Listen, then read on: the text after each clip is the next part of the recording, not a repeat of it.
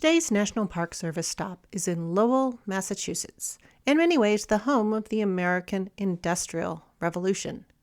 The machine shops that built the first power looms that would drive the textile revolution were built here.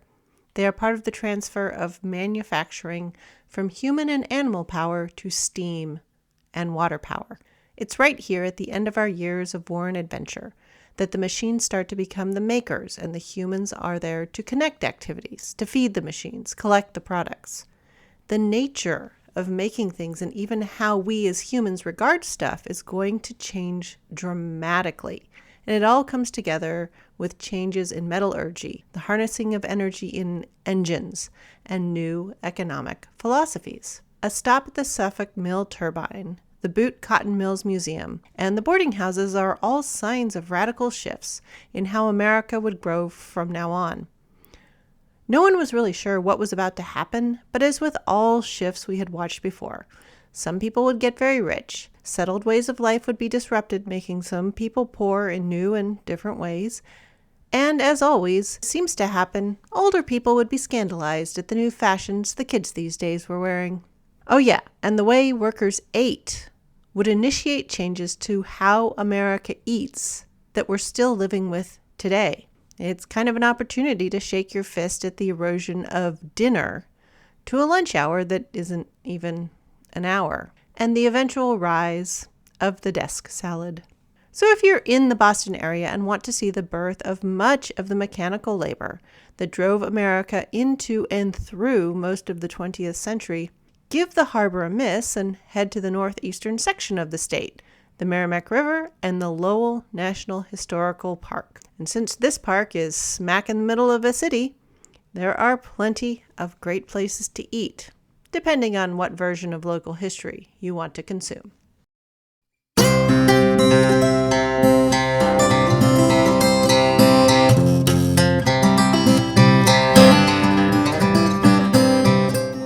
End of Season 3, but the adventure is only starting. Hello and welcome to the History of American Food. This week I'll be wrapping up this odd little season of war and adventure. I'll spend a little time peering back at some of the predictions and bold statements I made, talk about old attitudes toward food that are about to fade into the background, and look at how this period serves to connect America's handmade beginnings with its machine-made future. So pull up to your place at the table and let's dig in. The first thing you need to know is that this period of research has shown me just how intrigued I have always been by technology, but with an indirect approach. I can't build a steam engine from scratch and don't understand exactly what a carburetor does, nor do I want to be able to argue about the competing merits of different types of multi-wheel drives. For me, it's all about what technology advances made different foods possible or affordable, and how those cause other tech advancements that will change the food scene yet again. Technology in context, in food and societal context, is what really matters to me. And that's good because the next several seasons are absolutely driven by technological changes. But before we get ahead, where did we get this season? America and the rest of the European seafaring world, because at this point baby America still looks to Europe as home. Anyway, they got a clue about nutrition. Most people knew that fresh foods were essential to preventing the scurvy. Citrus fruits were particularly handy for it, but fresh food and citrus fruits were both regularly neglected because, well, money. And of course, they had to get a clue about nutrition because boat technology had advanced to the point where boats could sail between places that were more than 6 weeks apart. And possibly because naval logistics had advanced to the point where navies and merchants were keeping sailors, passengers, and cargo on board for longer than 6 weeks at a time. The advancement of boats kicked off the era of colonialism. The Portuguese and the Spanish started off the European era, but the Dutch, the English, and even the French would pick up the ball and run with it after that. Different attitudes towards colonization would lead to different food adventures and exchanges. But we care about what became the United States of America. And there, When colonization was religiously based, that is, done by people who were bad at growing their own food, the colonists were perfectly happy to pick up lots of local food and make it their own. But as more colonists who could farm arrived, that is, colonization was done specifically to grow food and other agricultural products for export, local foods were somewhere between a curiosity and an annoyance. Sure, cattail roots were an interesting alternate starch source, bison was a curious, if stringy, frontier meat, and maple syrup as a sugar substitute, well, that really annoyed the British trying to choke supplies off from the rebellious colonials. So it wasn't so much local food that was interesting to the farmers, it was the food technology that caught the attention of the farmers and the associated soldiers and adventurers. Smoked pig, parched corn, and bags of pemmican were what really caught the attention of our later colonists, and especially in the years of war and adventure. And war and adventure before this particular period had depended heavily on looting local food stores or trading with locals. The logistical and engineering prowess of the Roman Empire had gone dormant. But a renewed interest in these old manuscripts, new prowess in translation, and just sort of a blossoming of science and curiosity during the Enlightenment brought a lot of this lost knowledge back to the top of everybody's mind. Combine that with the age of sail, and much changed in the why and the where and the how wars were fought. No longer was war so local. Just me trying to shove my border over a bit to claim this forest for better hunting, or those fields for a better grain crop, or maybe this cliff next door for a better vantage. America was born in the time of all wars being for expansion, like over there, or to defend my rights to sell stuff, also over there. America was also founded at the end of when wars would be fought mainly by guys lining up and running at each other. The age of gunpowder, artillery, and firearms at greater and greater distances had been established. I mean, just think how the soldiers at Jamestown were armed and expected to fight had been left behind, and even more amazing, the tactics and logistics used during the Revolutionary War, smoothbore muskets and cavalry, were in the process of being supplanted by riflery and naval bombardment and large caliber artillery by the War of 1812. And then the next big American war, the Civil War, will be the first war where supplies and movements are no longer entirely human and animal powered. The donkey problem is starting to be left behind. At the start of our period of war and adventure, hunting without guns for food still existed alongside firearms. But by the end, the spears and the traps to hunt food that had been employed by Lewis and Clark were seen as a bit eccentric and kind of old-fashioned, a quaint backup for the wild adventuring types, not something regular people would do. After all, regular people grew their food in the farmyard or purchased and traded for it from other people who did that. At the start of the Revolutionary War, there were plenty of people who were okay with the idea of the country stopping at the barrier of the Appalachians, or maybe the Mississippi River. By 1815, America was developing a destiny. And all along, America was founded as an export colony, but we were starting to see ourselves as a powerhouse that could feed the world, or at least the world that could and would pay. Food was no longer just fuel, it was also becoming a source of money.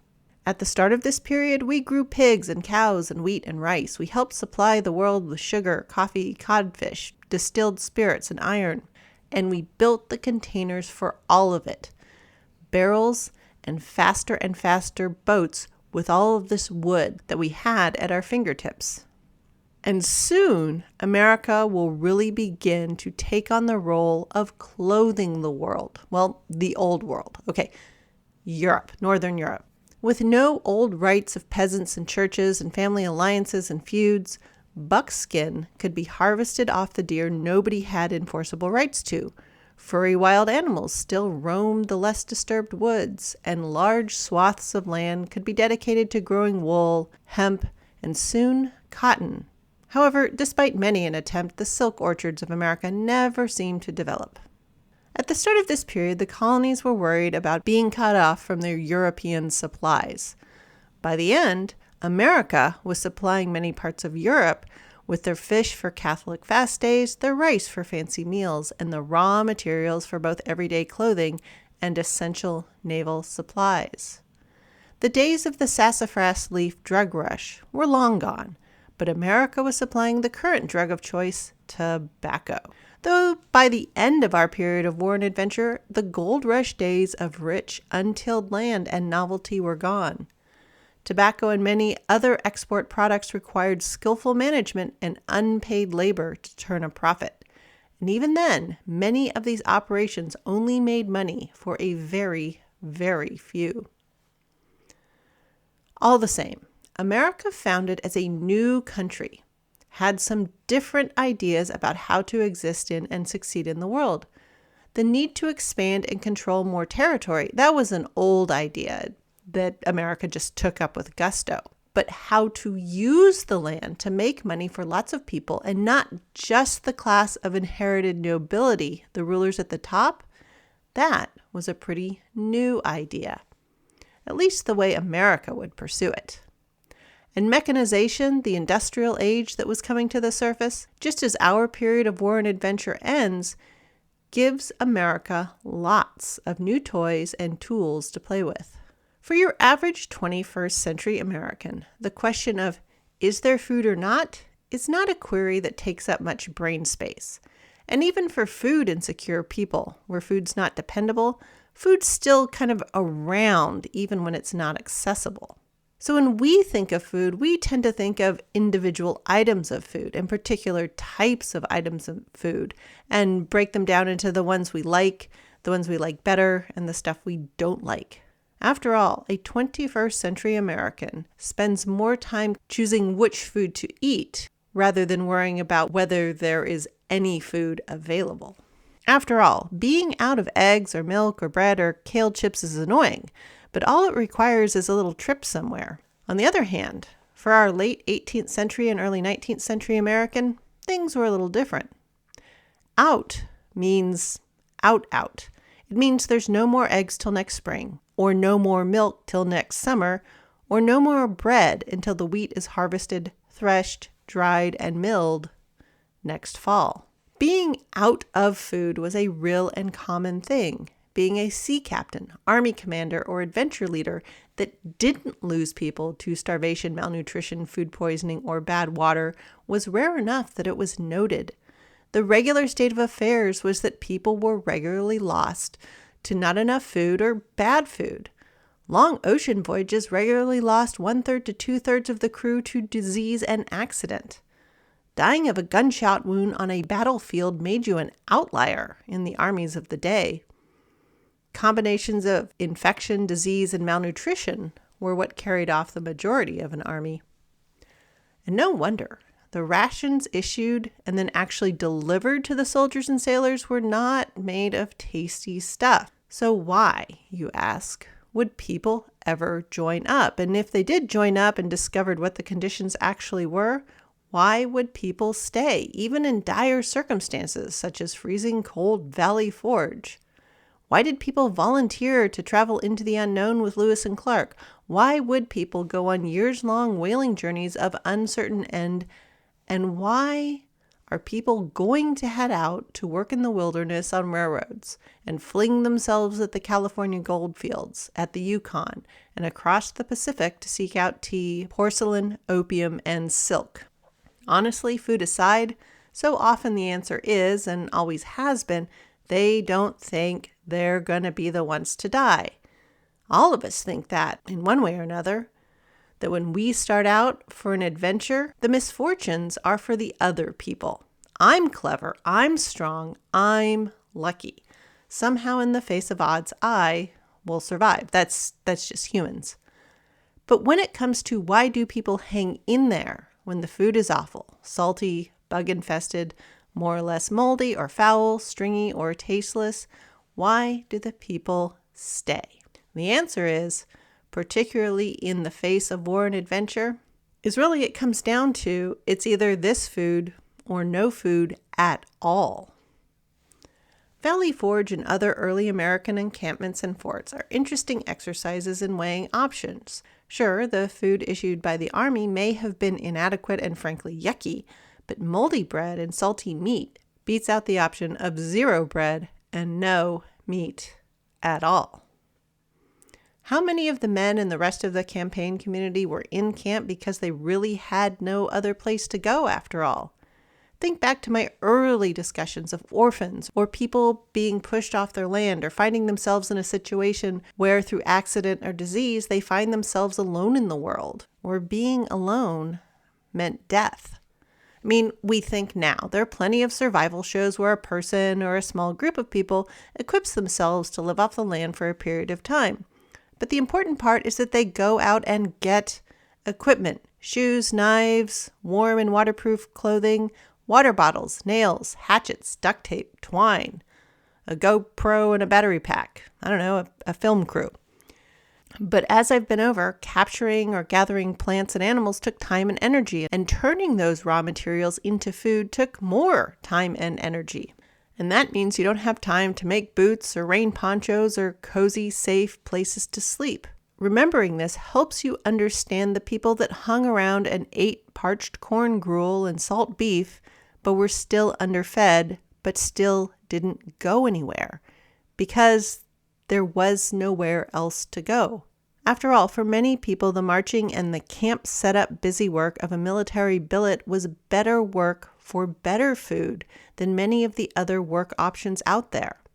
Think pre-dawn to dark field work. Think digging rice fields out of a Carolina swamp while dodging copperhead snakes and leeches. Think being lost in the forest, damp, with no knife and no shoes and not enough clothes. All of a sudden, a little dysentery among friends with an occasional mouthful of terrible whiskey and sometimes baked pumpkins starts to sound not so bad. And so very often, people stayed in uncomfortable places or went on foolhardy adventures because the other options were no better and all too often were something worse. Doing something different offered the chance of a different fate. Which gets us to the thing, I do not want to get lost. Better is what all of these adventurers and colonists and pioneers were looking for. Sure, some had very small visions of simply better for me, but many had bigger visions that it could be better for more people. And a very few of them believed it could be better for everybody. Even if, the details were scarce, but that's always common for dreamers. What I've learned is American food is the result of people deciding that something about the way things are is unsatisfying and they want more of something. And for a long time, the more was simply quantity. I'm hungry and I don't want to be. And that is what the first half of the 19th century is very much going to be about. Season 3, The War and Adventure, were about America realizing that it wanted to be big. And if it wanted to do it, it realized that travel and conquest were going to be in the cards. And if those were going to be its methods, America had to get good at supporting these things, including how to change food so it was better for travel and conquest. If anything, Lewis and Clark showed that barrels of salt beef were not going to get the traveler from one coast to the other. New methods for making, moving, and storing food had to be found if sea to shining sea was ever going to be possible for any but the most foolhardy and adventurous. So organic chemistry, the Industrial Revolution, the stored fuel of coal, and cheaper paper are all going to change the ways people think about food. And that's what's going to center upcoming season 4.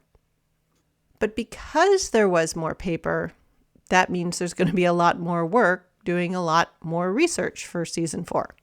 So the show is going to change to every other week. That's good news. I won't have big accidental breaks like this winter when things got out of hand. The other good news, recipes. They start to look like something we can recognize, and there's more recipe books. And we've gotten to the point where we've pretty much laid down standard American ingredients, so the interpretation and recreation of recipes is more possible. The bad news? Wow, this is going to take even longer. Yikes. But hang in there.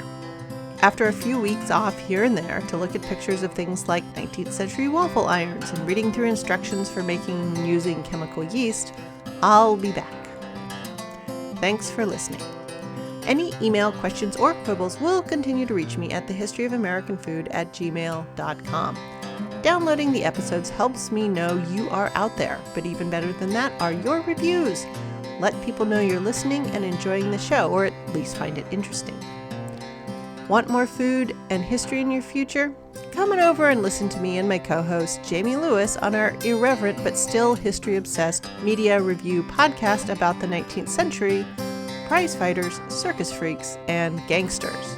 We start out by looking at the Netflix and HBO show Warrior, based in 1880s post-Gold Rush San Francisco, but using Bruce Lee's thoughts to construct a kung fu spaghetti western that doesn't leave out the Chinese gangsters and their fine fashion sense.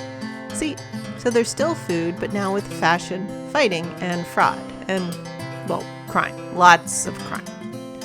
Music for this podcast is Fingerlympics by Dr. Turtle, and you can find me on Threads and Insta as @THOAFood, but I'm mostly all X'd out.